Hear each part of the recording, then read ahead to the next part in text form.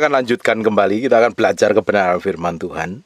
Bapak Ibu, saya mau berbicara tentang pernikahan dan perceraian. Karena banyak orang karena atas dasar cinta, mungkin kecocokan satu dengan yang lain akhir mereka memilih sangcit, tunangan, dan akhirnya menikah.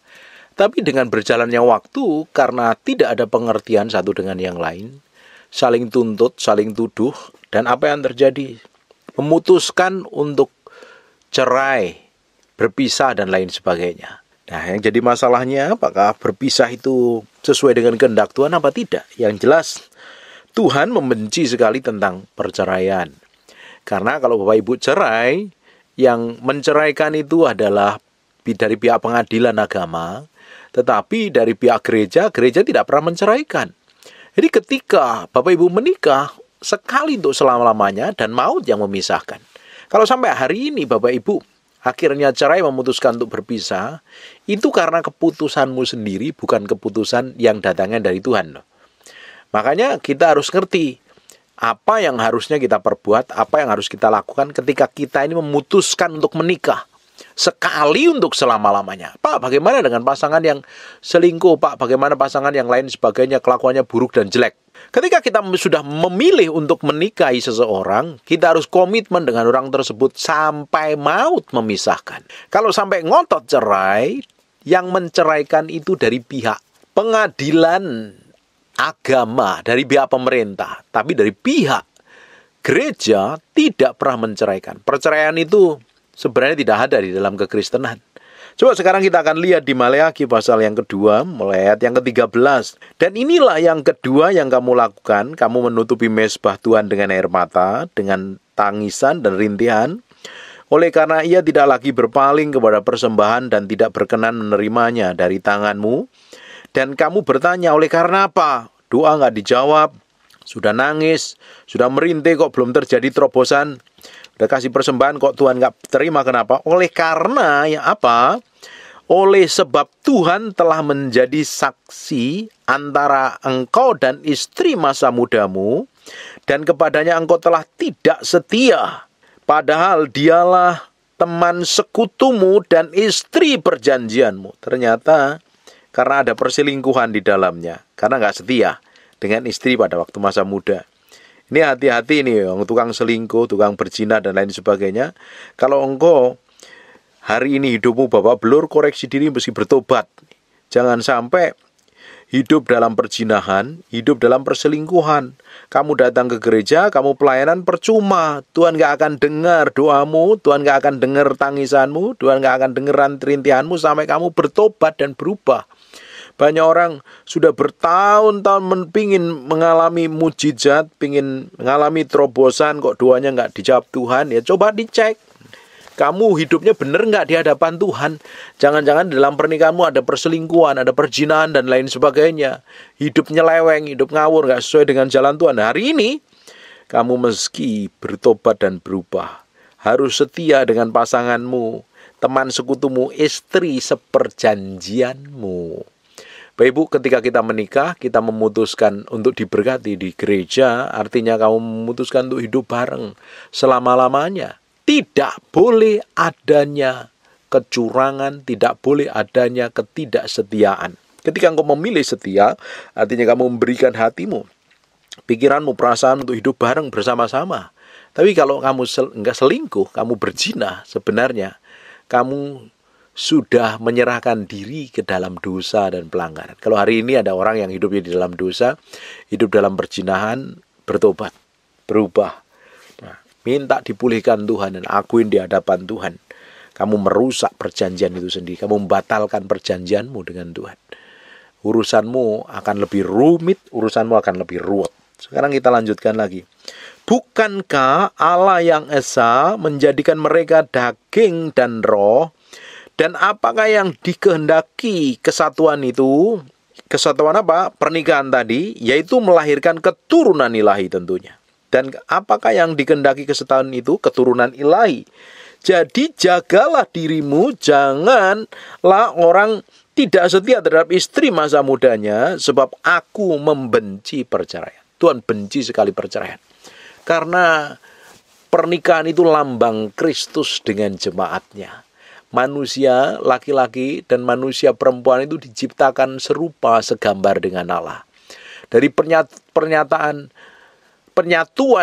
antara manusia laki-laki dan manusia perempuan yang di kitab Kejadian itu akhirnya akan melahirkan keturunan ilahi. Bapak Ibu bisa bayangkan manusia laki-laki dan manusia perempuan yang dua-duanya diciptakan serupa segambar dengan Allah. Dia menikah, disatukan dalam pernikahan yang kudus, diberkati pernikahannya. Tujuannya satu, melahirkan keturunan ilahi. Beda keturunan ilahi dan keturunan. Keturunan ilahi itu adalah mewarisin sikap, karakter, kelakuan, tindakan, ucapan anak-anak kerajaan Allah. Karakter ilahi yang mengalir dalam hidupnya. Itu tujuannya Tuhan dari sebuah pernikahan, melahirkan keturunan ilahi. Makanya Alkitab katakan jangan menjadi pasangan yang tidak seimbang. Kenapa kita harus menikah dengan orang yang seiman?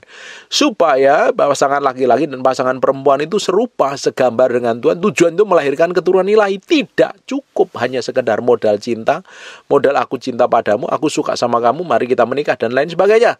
Tidak cukup seperti itu. Bapak Ibu mesti pastikan calon pasanganmu kalau sudah memutuskan mau menikah, calon pasanganmu atau calon istrimu itu adalah orang yang takut akan Tuhan. Pak, sekarang bagaimana dengan saya ini udah menikah dan ternyata saya udah memilih sama orang anak Tuhan kok ternyata kelakuannya buruk? Ya, selama pacaran kamu mesti cek dulu karakternya seperti apa, selidikin dulu. Jangan hanya casing mukanya saja, karena banyak orang terjebak. Hanya melihat casing mukanya, ternyata di dalamnya rapuh, kosong. Hanya agamawi, kehidupan agamawi, tapi tidak menghidupin kehidupan yang sesuai dengan kerajaan Allah. Makanya masa pacaran bukan masalah makan-makan, jalan-jalan, nonton, dan lain sebagainya. Masa pacaran itu sebenarnya masa penjajakan, menyelidikin keluarganya, karakternya, emosinya seperti apa nih, cocok nggak jadi pasangan hidup saya. Jangan sampai akhirnya karena atas dasar cinta tok, tanpa melihat karakter, kelakuan, sikap, dan tindakannya, nanti kamu terjebak di dalam pernikahan. Karena banyak orang terjebak di dalam pernikahan. Loh, ternyata suamiku, ternyata istriku nggak seperti yang kuharapkan, kok karakternya jelek, ternyata bejat dan lain sebagainya. Kalau kamu sudah dinikahin, ya kamu mesti terima kondisi pasangan itu seperti apa adanya loh. Lupa kalau dia belum bertobat. Kalau belum bertobat, doain terus sampai kamu mengalami breakthrough dan terobosan. Banyak orang salah pilih. Terus yang disalahin Tuhan. Kalau udah disalahin Tuhan, Pak aku cerai boleh kawin lagi nggak? Dan selama ini kamu ngapain? Makanya kita mesti belajar ngerti ini supaya kita ini nggak terjebak dalam kebodohan kita. Makanya kita mesti belajar firman supaya hidup kita ini benar. Tuhan mau kehidupan kita ke depan itu ngalami kemerdekaan, ngalami berkat, ngalami anugerah, perjalanan hidup kita ngalami kemenangan, bukan babak belur. Banyak orang hidupnya babak belur. Karakternya jelek, sikapnya buruk karena nggak ngalami kehidupan yang diubahkan sesuai dengan kerajaan Allah. Harusnya kekristenan yang sejati itu berubah terus sehingga pernikahanmu, pernikahan yang bahagia dan jadi berkat bagi banyak orang.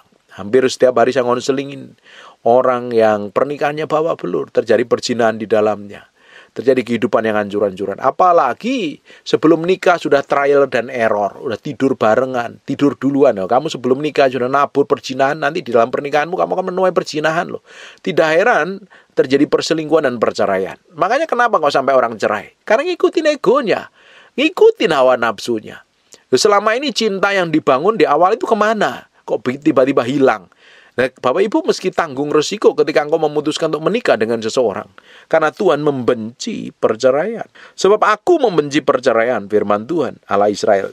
Juga orang menutupi pakaiannya dengan kekerasan, firman Tuhan semesta alam. Maka jagalah dirimu dan janganlah berkhianat. Sekarang ada orang yang terjebak di dalam pernikahan dengan pasangannya yang kelakuannya buruk dan jelek. Bagaimana? Kalau engkau ngikutin egomu, kau pasti bisa. Kalau engkau memutuskan untuk pisah dengan pasanganmu, dengerin baik-baik loh. Kamu bisa datang ke pengadilan, ngajuin surat cerai, kamu secara pengadilan, secara negara, pemerintahan cerai, tapi di dalam kacamata Tuhan kamu tidak cerai loh. Karena Tuhan tidak pernah menceraikan, Tuhan membenci perceraian. Sekarang kita akan lihat di Matius pasal yang ke-19 ayat 5 dan sampai 9. Dan firman-Nya, sebab itu laki-laki akan meninggalkan ayahnya dan ibunya, bersatu dengan istrinya, sehingga keduanya menjadi satu daging. Dengerin baik-baik. Saya sering kali dengar perkataan begini. Kalau mantu, itu katanya orang luar. Kalau Ipar itu katanya orang luar. Dengerin baik-baik. Matamu mesti dibuka, telingamu mesti dengerin firman ini supaya kamu ngerti kebenaran. Dengerin.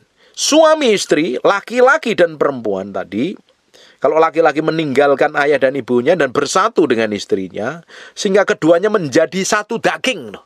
Tidak dapat dipisahkan suami istri. Jadi tidak ada orang luar, tidak ada orang dalam. Satu daging ya satu daging. Itu ketetapan kerajaan Allah.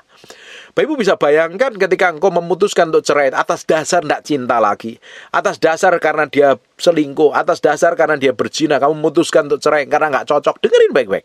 Apa yang disatukan Tuhan tidak boleh diceraikan oleh manusia. Tapi karena kedegilan hati manusia. Kita lihat ya. Ayat selanjutnya, demikianlah mereka bukan lagi dua, melainkan satu. Jadi suami istri yang sudah menikah dan diberkati itu menjadi satu, bukan lagi dua. Tidak bisa dipisahkan oleh apapun kecuali maut nih. Karena itu apa yang telah dipersatukan Allah tidak boleh diceraikan manusia dengan alasan apapun tentunya. Tapi hari ini saya menemukan orang menceraikan istrinya, menceraikan pasangannya semaunya sendiri. Karena dia nggak ngerti kebenaran. Kalau nggak ngerti kebenaran, kamu harus tanggung resiko dari sebuah pernikahanmu loh. Apapun itu adanya. Ketika kamu dapatin pasanganmu ternyata nggak bertobat. Pasangan yang nggak bertobat tadi dikuduskan oleh mungkin istrinya atau mungkin suaminya yang sudah bertobat. Ketika kamu dapatin pasanganmu ternyata kelakuannya jelek, kamu harus tanggung resiko, kamu mesti bayar harga di hadapan Tuhan loh. Kamu mesti berdoa dan hidup benar di hadapan Tuhan. Tuh, Pak, saya udah nggak tahan. Terus saya cerai. Boleh kamu cerai, tapi masalahnya apakah kamu bisa tahan hidup tanpa suamimu, hidup tanpa seks? Kalau engkau tahan nggak masalah. Tapi banyakan orang kan banyak yang nggak tahan hidup tanpa seks. Dan ternyata setelah dia cerai dipikir selesai dengan persoalan, dia muncul masalah-masalah yang baru. Yang jelas Allah membenci perceraian. Terus kita lanjutkan lagi, kata mereka kepadanya, jika demikian apakah sebabnya Musa memerintahkan untuk memberi surat cerai jika orang menceraikan istrinya? Ini ngotot nih, pakai alasan untuk membenarkan dirinya. Ini Musa dulu pernah bikin surat perintah untuk menceraikan, kok surat cerai kok. Terus gimana dong? Kata Yesus kepada mereka, karena ketegaran hatimu Musa mengizinkan kamu menceraikan istrimu, tetapi semula tidaklah demikian. Tetapi aku berkata kepadamu, barang siapa menceraikan istrinya kecuali karena zina, ini saya pernah bahas di judul khotbah, lalu kawin lagi perempuan, ia berbuat zina. Musa ngeluarin surat cerai karena kedegalan hati orang Israel karena ingin cerai. Tetapi pada mulanya Tuhan tidak mau terjadi perceraian. Loh itu Pak, itu boleh, itu nyatanya. Ya, ayat ini ngomong begini kan. Tetapi aku berkata kepadamu, barang siapa menceraikan istrinya kecuali zina, lalu kawin dengan perempuan lain, ia berbuat zina. Bapak Ibu bisa ingat tentang kisahnya Maria yang didapatin ternyata dia mengandung oleh Roh Kudus. Waktu itu dia masih dalam masa pertunangan, karena itu adat istiadat Yahudi, masa pertunangan. Nah, kalau dalam masa pertunangan itu seperti Yusuf dan Maria masa pertunangan, nggak taunya Maria hamil. Yusuf punya keinginan untuk menceraikan hatinya, menceraikan Maria. Itu masih dalam masa pertunangan loh, masa pertunangan. Nah, itu diizinkan di adat istiadat Yahudi. Pertunangan aja sudah seperti orang menikah. Tetapi pada dasarnya kalau sudah diberkati, Bapak Ibu, jangan pernah memutuskan untuk bercerai. Kalau kamu memutuskan untuk bercerai, bagi yang hamba Tuhan cerai, kawin cerai, kamu nggak bisa pelayanan. Kamu mau ngajarin apa pada hamba Tuhan yang, pada jemaat yang kalau kehidupanmu cerai, hidupmu ngawur. Saya nggak begitu respect dengan orang yang kehidupannya cerai, karena nggak berkenan di hadapan Tuhan. Kecuali kamu cerai karena satu dan lain hal dan kamu benar-benar hidup kudus sama Tuhan loh ya. Tapi kalau untuk jadi hamba Tuhan, orang yang cerai bagaimana? Melihat bagaimana? Kita lihat banyak orang yang sudah dulunya pelayanan yang ternyata meninggalkan istrinya dan nikah lagi dengan perempuan lain. Dan siapa yang mau dengar perkataannya? Bapak Ibu, penting sekali ini bagi para hamba Tuhan, bagi pelayan Tuhan, bagi jemaat Tuhan. Kalau kamu memutuskan untuk menikah, kamu harus belajar setia. Mungkin dulunya seperti gitar Spanyol, bagus bodinya. Tambah tahun, tambah umur, tambah tua, bodinya pasanganmu bukan lagi seperti gitar Spanyol. Sekarang modelnya seperti piano. Kamu harus tetap cintai dan tetap kasih loh, tetap sayangin loh. Tetap hormati, karena dia temanmu, pewaris kasih karunia. Dia akan menemani hidupmu sampai masa tua. Jangan pernah kamu punya keinginan untuk selingkuh, untuk berzina dan lain sebagainya. Harus belajar menaklukkan hatimu, pikiranmu sama Kristus. Kalau tidak, kamu akan jatuh di dalam dosa. belajar hidup kudus. Bagi anak-anak muda yang masih tunangan, belajar hidup kudus. Jangan sampai engkau berzina sebelum diberkati. Sebelum diberkati, jangan sampai engkau jatuh dalam dosa seks. Nunggu, tahan sampai kamu diberkati. Kalau kamu sebelum nikah aja sudah nabur dengan perzinahan, kamu di dalam pernikahanmu kamu akan tuai yang mengerikan. Tuai perceraian dan lain sebagainya. Karena kamu naburnya benih yang jahat. Belajar komitmen, tawan hawa nafsumu. Mulai hidup benar dan hidup takut akan Tuhan. Bapak Ibu, ketika kita memutuskan untuk menikahi seseorang, engkau harus memutuskan untuk hidup sampai masa tuanya. Di Mazmur 10 ayat 4 sampai 8 juga ngomong yang sama. Jawab mereka, Musa memberi izin untuk menceraikan dan membuat surat cerai. Ini selalu membela diri kan, orang-orang ini. Lalu kata Yesus kepada mereka, justru karena ketegaran hatimu lah, maka Musa menuliskan surat perintah ini untuk kamu.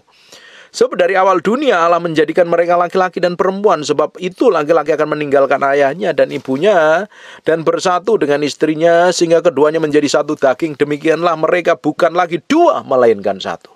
Suami istri itu menjadi satu, bukan lagi dua jadi satu.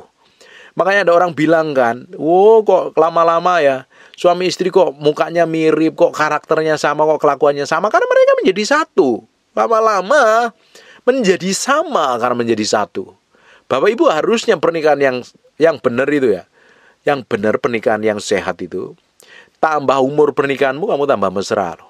Itu sehat menurut kerajaan Allah.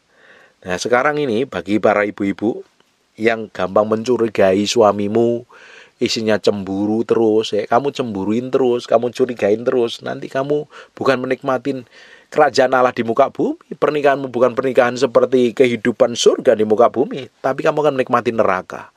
Saya perhatikan ada istri-istri yang dulunya begitu ganas, begitu berkuasa, ngontrol suaminya begitu rupa. Pada titik tertentu ketika suaminya jenuh, akhirnya digugat cerai, mulai kelabakan, mulai kebingungan. Makanya meski belajar bertobat, suami istri itu saling ngerti. Alkitab katakan hubungan suami istri itu seperti hubungan Kristus dengan jemaatnya kok. Makanya meski belajar saling menghargai, saling menghormati. Jangan sampai engkau memutuskan menikah dan ternyata di dalamnya ada pertikaian dan kamu memutuskan untuk cerai. Hidupmu sudah ngawur, hidupmu tidak berkenan di hadapan Tuhan. Kalau kamu memutuskan untuk pisah, Bapak Ibu, bagi yang hamba Tuhan kamu susah sekali loh untuk melayani. Orang nggak mau dengar kamu. Orang mimpin keluarga aja nggak benar kok. Bagaimana mimpin orang lain? Itu susah sekali kalau kamu sampai keluar surat cerai dari pengadilan agama. Tapi kalau kamu benar-benar pisah, tapi kamu memilih hidup benar, itu lain cerita. Ketika engkau memilih untuk pisah, cerai, dan kamu harus memutuskan untuk tidak menikah lagi. Kalau kamu menikah lagi, statusmu berzina di hadapan Tuhan. Tidak berkenan di hadapan Tuhan. Sekali menikah, untuk selama-lamanya. Makanya sebelum menikah doain dulu. Kalau sudah terjebak dalam pernikahan dan ternyata pasangan hidupmu kelakuannya horor, bertobat dan berubah. Nangis di hadapan Tuhan, berdoa. Kalau kamu hanya ngotot membenarkan diri, hanya membenarkan diri menurut cara pandangmu sendiri dengan alasan ABCD, hanya untuk memuaskan hawa nafsumu, kamu suatu hari didapatin tidak berkenan di hadapan Tuhan. Oh, yang kita kejar perkenanan Tuhan. Yang kita kejar hidup ini adalah menyenangkan hati Tuhan, bukan yang lain. Buat apa kita bisa dapatkan segala sesuatu, kelihatannya baik-baik saja, ternyata suatu hari kita ketemu Tuhan, kita didapati menjadi orang yang berkenan di hadapan Tuhan. Makanya ini penting sekali, Bapak Ibu. Kau meski belajar, hidup benar, hidup takut akan Tuhan. Kalau kamu ngotot cerai, gereja nggak pernah menceraikan. Kamu dapat surat perceraian itu dari pengadilan agama, pemerintah yang ngeluarin surat cerai. Apa gereja cerai? Menceraikan? Gereja sekali memberkati, dia tidak pernah menceraikan. Hanya keputusanmu, kedegilan hatimu sehingga engkau memutuskan minta surat cerai. Dan engkau akan tanggung resikonya. Makanya hari ini kita harus ngerti nyenengin hati Tuhan itu seperti apa. Banyak orang berpikir, Pak, dulu kita menikah, tapi setelah menikah ternyata kita nggak cocok, mungkin bukan jodoh, terus akhirnya cerai, terus sekarang lebih bahagia. Ya bahagia menurut kategori manusia, menurut standar manusia, buat apa? Ternyata hidupmu tidak berkenan di hadapan Tuhan. Yang penting kan kita mau nyenengin Tuhan, bukan yang lain. Buat apa kita bisa kelihatan bahagia di muka bumi, tapi suatu hari kita ditolak Tuhan. Yang kita kejar itu perkenanan Tuhan dari seluruh kehidupan kita. Makanya kita belajar firman, kita ngerti firman, kita hidupin firman, dan kita hidup takut akan Tuhan. Jangan sampai kamu memutuskan keputusan yang salah dan ujungnya kamu tanggung seumur hidupmu. Belajar ngerti firman dan hidupin firman sesuai dengan apa yang Tuhan mau dan apa yang Tuhan inginkan. Jangan jalan maumu sendiri, jangan bertindak seenak perutmu sendiri.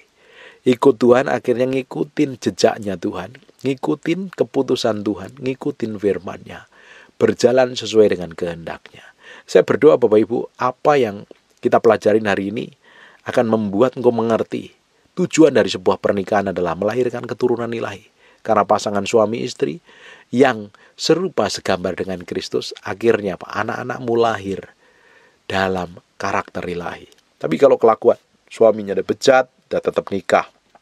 Kelakuan istrinya bejat, nikah. Kamu kan melahirkan keturunan ilahi. Kamu gak mencerminkan gambar dan rupa Allah. Karena manusia laki-laki dan manusia perempuan itu cerminan dari gambar dan rupa Allah menurut kitab Kejadian. Makanya mereka disatukan, akhirnya muncul banyak keturunan ilahi.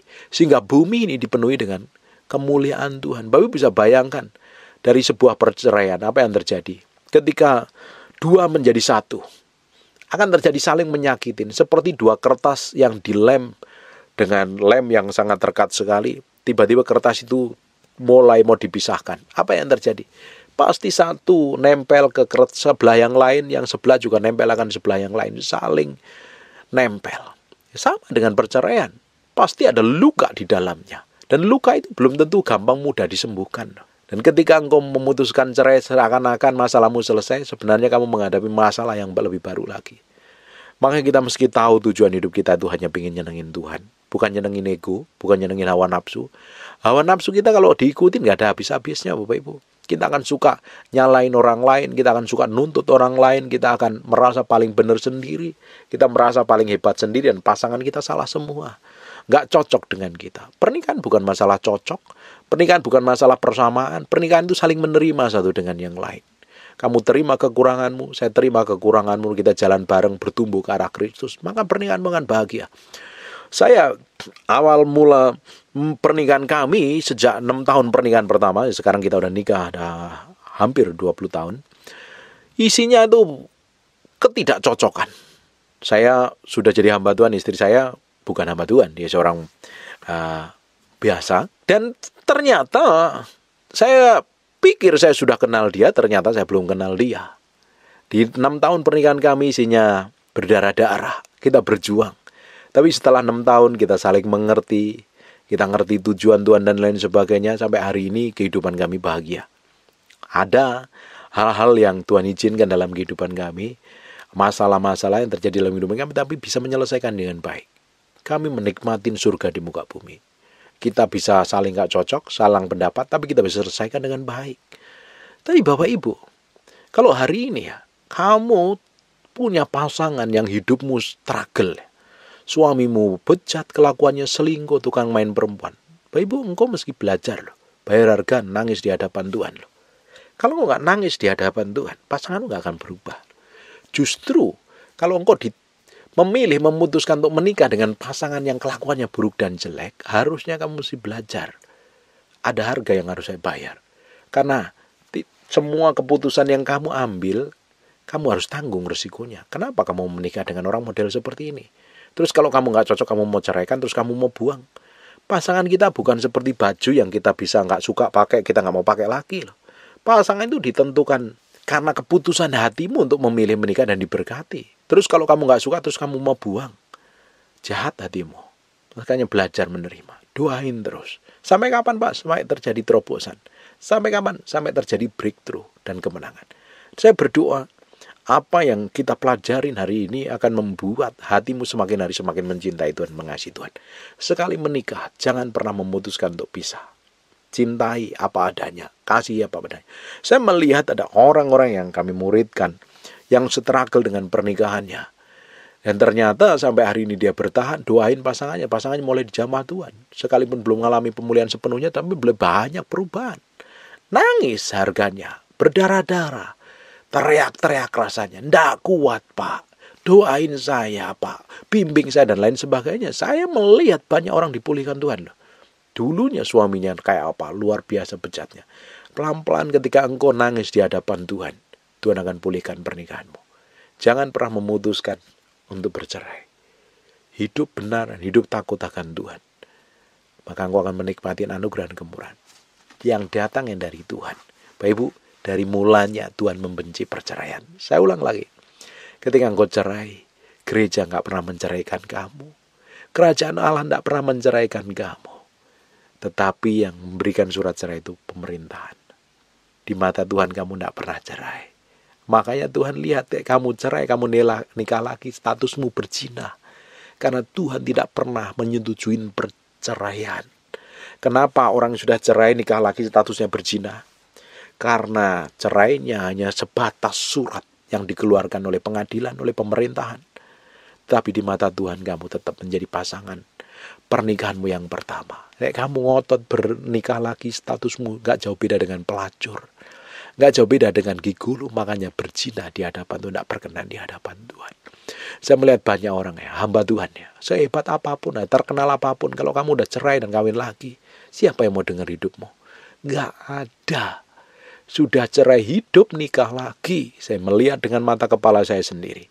Diperingatin dari awal, jangan cerai, jangan cerai, jangan cerai. Ini salah satu bapak rohani saya, dosen saya waktu itu. Jangan cerai. Jangan, kalau cerai jangan nikah lagi, nikah lagi. Ternyata apa yang terjadi? Kacau hidupnya. Tidak ada pengurapan di dalamnya. Gak ada penyertaan Tuhan, sekedar khotbah, bisa khotbah tapi gak ada kuasa dan otoritas. Saya melihat lagi di depan mata saya sendiri. Sudah hamba Tuhan, terkenal, khotbah di mana-mana. Dia menceraikan istrinya. Dia pikir dia bisa nikah lagi. Ternyata setelah nikah lagi beberapa bulan hancur pelayanannya. Dia bilang, sekali kamu menikah, pernikahanmu itu tercatat di dalam kerajaan Allah. Makanya kita akan lihat apa yang terjadi dengan kehidupannya Batsheba dan Uria. Kita lihat di kitab Matius pasal yang pertama, ayat yang ke-5. Salmon memperanakkan Boas dan Rahab dari Rahab. Boas memperanakkan Obed dari Rut. Obed meranakkan Isai. Isai ini bapaknya Daud. Isai memperanakkan Raja Daud.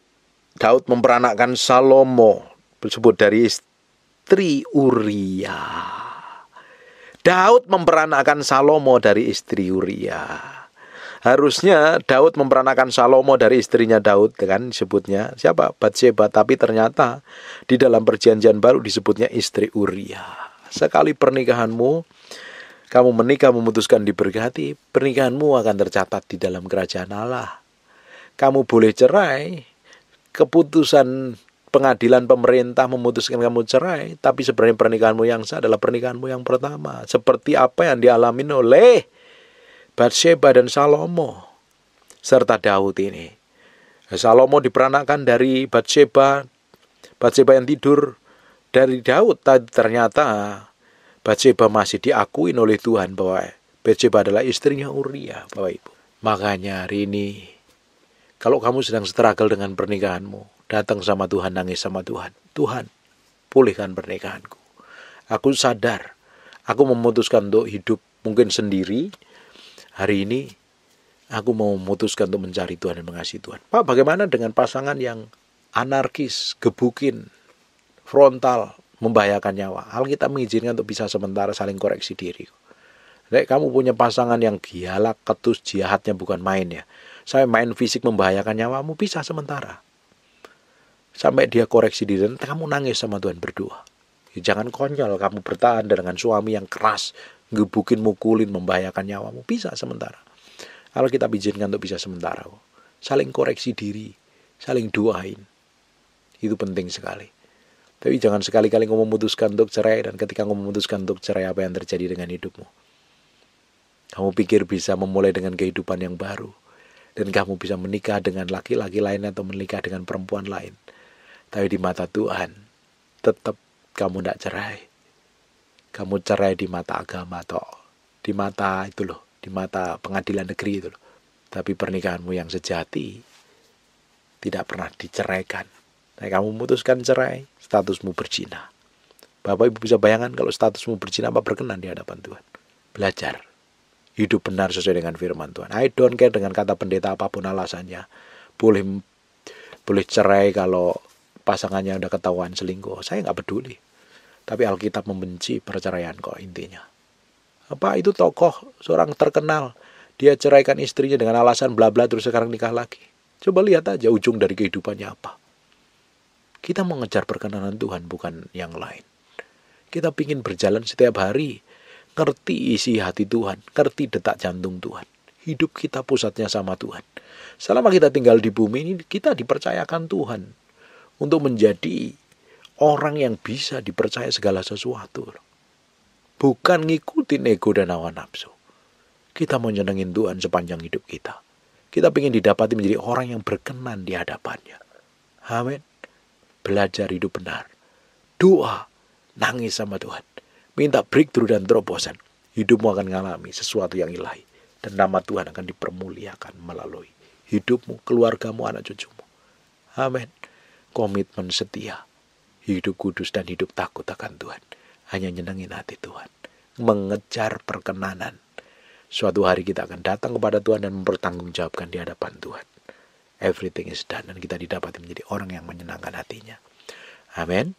Sekarang kita akan lihat di Efesus pasal yang kelima, mulai ayat yang kedua-dua. Hai istri, tunduklah kepada suamimu seperti kepada Tuhan. Ini prinsip dasarnya di dalam pernikahan. Ketika kamu sudah menikah, istri harus tunduk kepada suamimu. Karena suami yang dikasih otoritas untuk memimpin sebuah keluarga. Bukan istrinya yang ngatur tetapi suaminya. Tapi kalau didapatin, suami nggak bisa menjadi otoritas dan istrinya ngambil pengaruh. Lihat anak-anakmu, kelakuannya jelek semua, jahat semua. Karena nggak mendapat figur bapak yang baik, figur bapak yang punya otoritas. Anak-anakmu nanti kalau udah nikah ya, ketika istri lebih berkuasa loh. Anakmu yang laki-laki akan cenderung berada di ketiak istrinya, nurut sama istrinya. Kalau kamu punya anak perempuan itu akan cenderung menguasai suaminya. Makanya penting sekali nih, istri harus tunduk kepada suamimu. Harus bisa menempatkan diri dengan baik. Kalau tidak, kamu ngambil otoritas yang datangnya dari Tuhan itu. Berapa banyak istri ngambil otoritas yang datangnya dari Tuhan? Ujung pernikahannya seperti apa? Ruwet semuanya. Karena suami adalah kepala istri, sama seperti Kristus adalah kepala jemaat, dialah yang menyelamatkan tubuh. Posisi otoritas di dalam keluarga yang pertama adalah Yesus Kristus sebagai pemimpin dalam rumah tangga, suami, istri, kalau ada anak-anak, baru keluarga besar. Jangan dibalik-balik posisi ini. Kalau dibalik-balik ruwet pernikahanmu. Keluargamu akan ruwet semuanya. Ayat yang ke-24, karena itu sebagaimana jemaat tunduk kepada Kristus, demikianlah jugalah istri kepada suami dalam segala sesuatu. Ini tidak mudah. Untuk istri tunduk kepada suami itu tidak mudah. Ini mudah diucapkan kepada istri yang tidak bisa ngapa-ngapain. Tapi kalau punya istri yang pinter, jago cari duit, smart, luar biasa, diberkati. Untuk tunduk sama istrimu, kamu struggle loh. Untuk perempuan-perempuan yang mandiri, perempuan-perempuan yang hebat, tiba-tiba memutuskan untuk menikah, dan ternyata suamimu tidak memenuhi kriteria figur yang seperti kamu harapkan, untuk kamu tunduk sama suamimu tidak gampang. Tapi Alkitab katakan harus tunduk, harus takluk kepada firman. Kamu nggak boleh, nggak respect, nggak hormat. Kamu boleh hebat di luaran sana, tapi ketika di rumah kamu harus tunduk sama suamimu. Kalau tidak, pernikahanmu akan babak belur. Pernikahanmu akan hancur. Ini kuncinya. Hidup bahagia di dalam keluarga. Boleh perempuan hebat di luaran sana, tapi ketika di rumah kamu mesti respect dan hormat. Kebutuhannya laki itu gampang kok dihormatin, dihargai. Simple. Hai suami, kasihilah istrimu sebagaimana Kristus telah mengasihi jemaat yang telah menyerahkan dirinya baginya. Kebutuhan istri dikasih, dicintai, dimiliki, dicukupin, kelar semuanya. Tapi kalau para suami nggak ngerti ini, wah ruwet urusannya. Istrimu akan, kalau nggak dapat kasih, dia akan cari kasih di tempat yang lain. Makanya terjadi perzinahan, perselingkuhan, dan lain sebagainya. Nah, untuk menguduskannya, sesudah ia menyucikan dengan memandikannya dengan firman, supaya dengan demikian ia menempatkan jemaat di hadapannya dengan cemerlang, tanpa cacat atau kerut atau serupa itu, tapi supaya jemaat kudus dan tidak bercela. Demikian juga suami harus mengasihi istrinya sama seperti tubuhnya sendiri. Siapa yang mengasihi istrinya mengasihi dirinya sendiri, sebab tidak ada orang yang membenci tubuhnya sendiri, dan tetapi mengasuhnya dan merawatnya sama seperti Kristus terhadap jemaatnya. Nah mungkin dong. Makanya suami istri harus saling mengasihi satu dengan yang lain. Kalau satu tubuh kok tidak mungkin gak suka tangan. Oh aku gak suka tanganku, tak potong aja. Itu udah ngawur namanya. Ayat yang ke-30, karena kita adalah anggota tubuh, sebab itu laki-laki akan meninggalkan ayahnya dan ibunya, bersatu dengan istrinya, sehingga keduanya menjadi satu daging. Rahasia ini besar, tetapi yang aku maksud ialah hubungan Kristus dengan jemaatnya. Hubungan suami istri seperti hubungan Kristus dengan jemaatnya, menjadi satu. Banyak orang ingin memisahkan diri. Ketika kamu memisahkan diri, kamu akan ketemu dengan serigala dan habis hidupmu akan diterkam. Hancur babak belur. Pingin menikahmu, pernikahanmu bahagia, baca Efesus pasal yang ke-5 ini, praktekkan dan hidupin. Masih banyak ayat yang lain, nanti kita akan lanjutkan dalam pembahasan yang lain. Saya berdoa, semakin hari semakin kamu ngerti firman, kamu bisa memutuskan segala sesuatu sesuai dengan kehendak Tuhan, bukan sekehendak ego dan hawa nafsumu. Amin. Tutup matamu, tutup Alkitabmu, kita berdoa. Bapak, terima kasih buat firman-Mu. Kami meteraikan firman ini dengan darah anak domba, nempel dalam hati kami, firman menjadi kehidupan, memberkati kami. Terima kasih ya Tuhan, bagimu segala pujian, hormat, pengagungan. Aku berdoa setiap orang yang mendengar firman diberkatin Tuhan, disingkapkan kebenaran, memutuskan untuk hidup benar dan hidup takut akan Tuhan. Terima kasih ya Tuhan. Terima kasih. Aku berdoa untuk orang yang sakit dan mengalami kelemahan tubuh oleh bilur Yesus, oleh darah Yesus, jadilah engkau tahir, jadilah engkau pulih, jadilah engkau sembuh. Jadi seperti aku doakan dan katakan. Terima kasih ya Tuhan. Dalam nama Yesus kami berdoa dan mengucap syukur. Haleluya. Amin. God bless you.